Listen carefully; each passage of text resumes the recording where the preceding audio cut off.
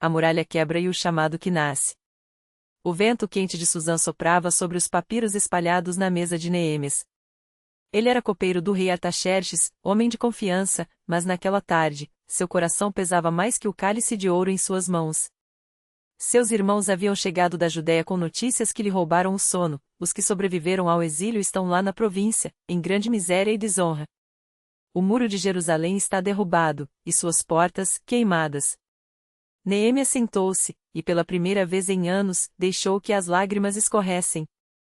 Não era apenas pedra e cal que haviam ruído, era a esperança de um povo. Mas dentro daquele luto, algo começou a se mover. Não era desespero, era um chamado. A dor que desperta. Ele poderia ter virado o rosto, afogado a tristeza no vinho ou nas riquezas do palácio. Mas Neemias escolheu olhá-la de frente. A dor não era um fim, era um sinal. Só quem reconhece a ruína pode começar a reconstruir. Ele jejuou, orou, e na quietude do seu quarto, entendeu, a reconstrução começa quando paramos de fingir que tudo está bem. 2. Há orações que preparam o caminho. Por dias, suas palavras subiram como incenso, ó Deus dos céus, Deus grande e temível. Não eram súplicas vazias. Neemias orava com um plano no coração. Ele sabia que Deus age, mas também que ele convida o homem a agir. Antes de pedir permissão ao rei, ele já havia se postado diante do verdadeiro rei. 3. O plano que se revela à nação. Quando Artaxerxes notou sua tristeza, Neemias tremia. Uma palavra errada poderia custar sua vida. Mas ele havia ensaiado aquela conversa em oração. Se for do agrado do rei, e assim, com respeito e ousadia, pediu não apenas licença para ir, mas cartas que o protegessem no caminho. A fé sem estratégia é como um muro sem fundação. 4. A inspeção noturna. Chegando a Jerusalém, não anunciou sua missão. À noite, montado em seu jumento, percorreu as ruínas sozinho. Avaliou cada brecha, cada porta carbonizada. Os líderes locais não entendiam seu silêncio, mas Neemias sabia, antes de liderar outros, é preciso conhecer a profundidade do próprio desafio. 5. A unidade que vence a vergonha. Ao convocar os sacerdotes, nobres e o povo, não escondeu a verdade: vocês veem a situação em que estamos. Não havia espaço para culpas ou lamentações. Ele os desafiou: vamos reconstruir. E algo extraordinário aconteceu. Homens de todas as tribos, até os ourives e perfumistas, pegaram em ferramentas. Um muro se levanta quando mãos diferentes se unem com um só propósito. 6. A oposição que testa a resolução. Sambalat e Tobias zombavam: o que esses judeus fracos estão fazendo? Neemias não respondeu com palavras. Ordenou que metade dos homens trabalhasse enquanto a outra metade vigiasse, com espadas à cintura. Nosso Deus lutará por nós, disse, mas não cruzou os braços. A fé não elimina a batalha, nos prepara para lutar. 7. A justiça que sustenta a obra. Dentro dos próprios muros, alguns judeus oprimiam os pobres, cobrando juros abusivos. Neemias não tolerou. Confrontou os nobres, devolveu terras, cancelou dívidas. Assim não faremos, declarou. Uma reconstrução que não cuida dos fracos é apenas uma fachada bonita sobre podridão. 8. A memória que alimenta a coragem. Quando o cansaço ameaçou paralisar o povo, Neemias os lembrou: lembrem-se do Senhor, que é grande e temível. Falou de Moisés, de Josué, das promessas antigas. Quem esquece de onde veio, perde a força para ir adiante.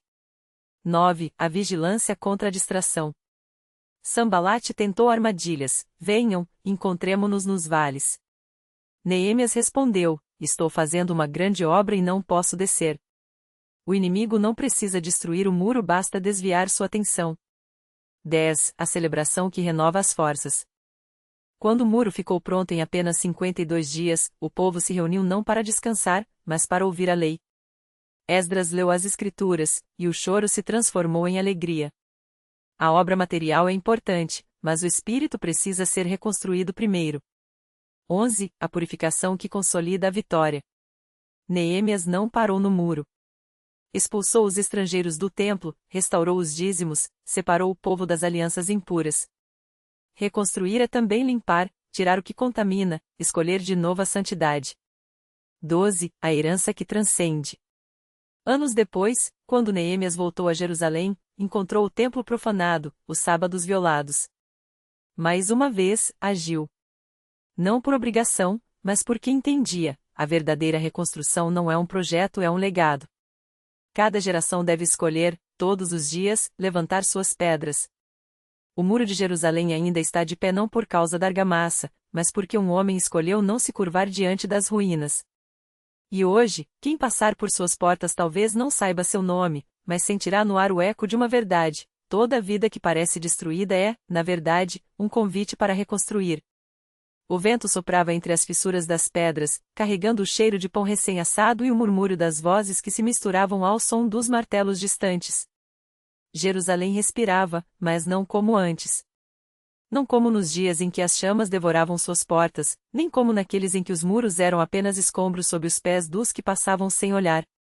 Agora, a cidade tinha cicatrizes, mas também tinha memória. Neemias não era mais o mesmo homem que chegará com a autorização do rei da Pérsia na mão e o peso de um povo disperso nas costas.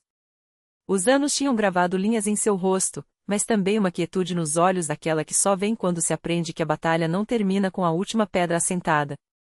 Ele caminhava pelas ruas estreitas, observando as crianças que corriam entre as casas reconstruídas, os comerciantes que negociavam nos mercados, os sacerdotes que, mais uma vez, mantinham viva a chama do altar. Tudo parecia em ordem. Mas Neemias sabia, a verdadeira prova não estava no que se via, e sim no que se escolhia não ver.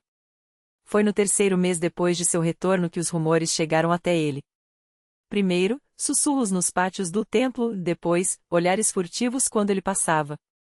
Algo estava errado. Não eram os muros, não eram as casas. Era o povo. Ou melhor, era o que o povo permitia que entrasse nele. Uma tarde, enquanto inspecionava os armazéns dos dízimos, Neemias encontrou Tobias, o amonita, sentado à mesa com Eliaxibe, o sumo sacerdote. Não como um inimigo, mas como um hóspede.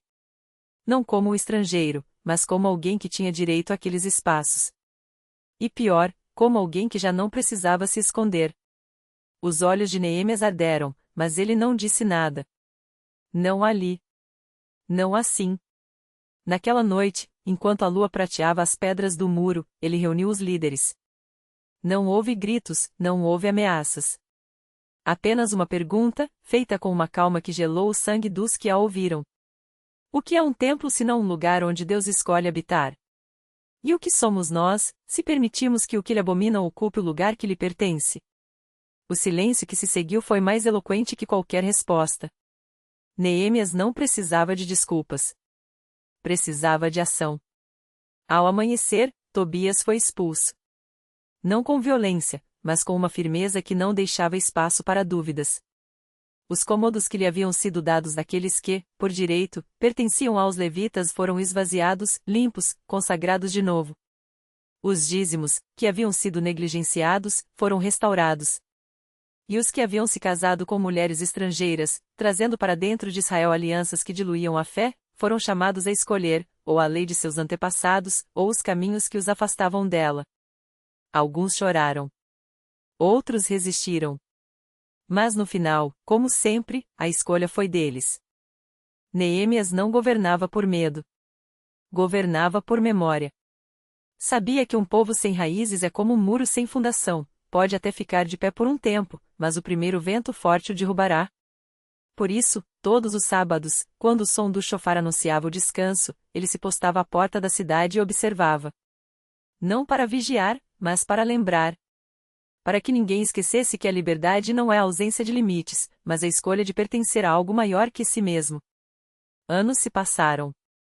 Neemias envelheceu, e com ele, uma geração que não conhecera o exílio. As crianças que brincavam nas ruas já não tinham medo dos assírios nem dos babilônios.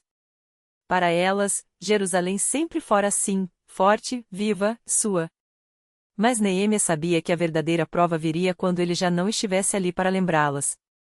Em seus últimos dias, enquanto o sol se punha sobre os muros que ajudara a reconstruir, ele chamou seu sobrinho, Hanani, e lhe entregou um rolo de pergaminho. Não eram leis, nem decretos.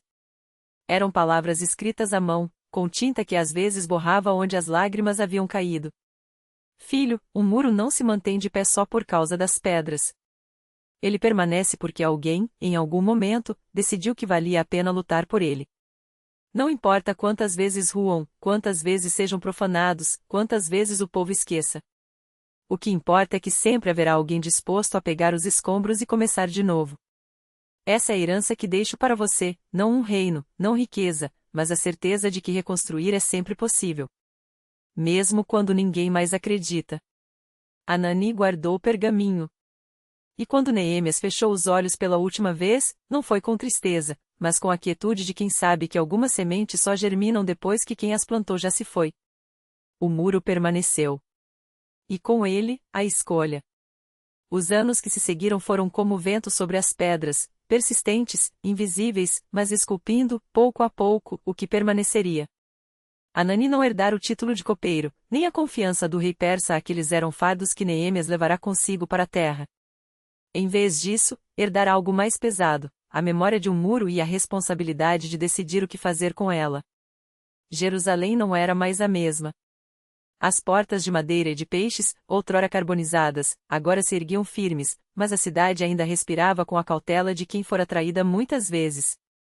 Os mercadores de Tiro e Sidom passavam pelas ruas com seus fardos de púrpura e especiarias, mas evitavam olhar diretamente para os olhos dos ancianos que se reuniam às sombras do templo. Estes, por sua vez, murmuravam entre si, passando os dedos pelas fissuras das pedras como se lessem nelas presságios. Um muro não faz um povo, diziam alguns. Um povo sem muro não é povo algum, respondiam outros. Hanani não participava daquelas discussões. Em vez disso, subia até o alto da torre de Hananel ao anoitecer, onde o ar era mais frio e o cheiro de queimado já não impregnava as roupas. De lá, via as luzes dos acampamentos samaritanos no horizonte, como brasas mal apagadas.